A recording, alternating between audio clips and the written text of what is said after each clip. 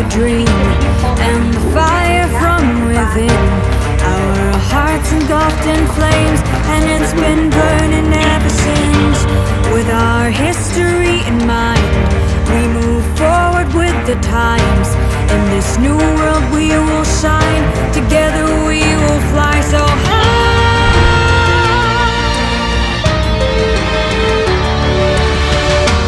We brave the storms, we scaled the walls, rise from the fall. We've come so far, we fought the wars for the sun and stars. We wear these scars, we've come so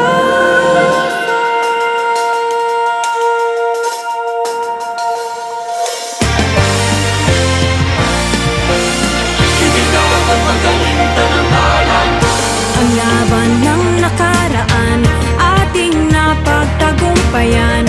Sabay ang makabuluhan, ating bigyang kahulugan. Malayo na ang narating, malayo pa ang larapayin. Ang hamon ay haharapin, pangarap ay tatawirin. We brave the storms, we scaled the walls, rise from the fall. We've come so far, we fought the wars for the sun and stars. We wear these scars, we've come so far. With hope and love, we stand so proud. Now everyone will sing out.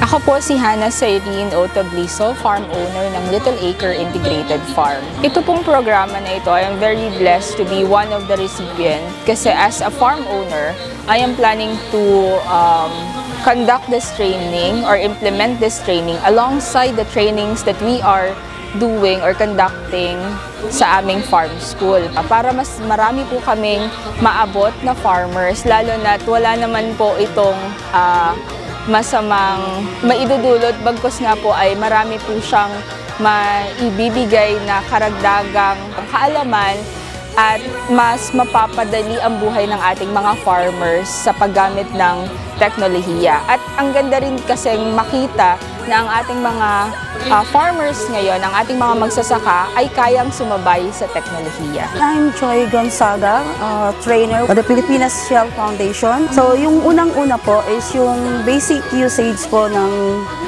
Smartphone 101, kung saan kailangan alam pong gumamit ng mga farmer. Kami as a trainer, dapat alam po namin yung basic na paggamit para yun din po yung may tuturo namin sa mga farmer. And then yung paano po sila mag-open o mag-connect sa internet. So dahil po doon sa mga sa mga pa-training po ng ATI, natututo po kaming gumamit ng GPS, kung paano po magsukat. Marami pong maibabahagi, kumbaga may tuturo sa mga farmer na matututunan nila na sila po ay magiging aware po doon sa mga new technology. Ako po si Mark Riniel A. De Mesa mula po sa Rusty Integrated Farm. Ang iba't ibang uri ng mga application na ginagamit natin sa field. Pagtukoy din po sa iba't ibang uri ng mga sakit ng halaman at pag-identify din po ng iba't ibang uri ng pesteng dumadapo po sa ating mga pananim. So bilang isang youth po, ituturo ko po kung ano po ang mga natutunan ko dito sa Digital Agriculture Course. Ibabahagi ko rin po sa aking mga kapwa youth at sa mga farmer na nais din pong matutunan kung ano din po ang mga makabagong teknolohiyang ginagamit natin sa pagsasaka.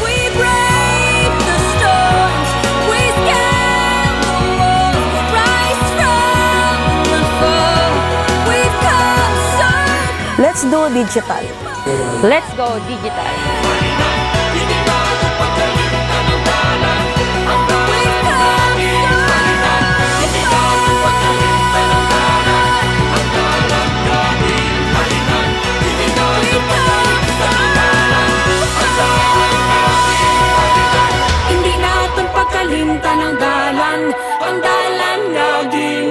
tanan, hindi naton pagkalimtan ang dalan nga ginhalinan. Let's go digital!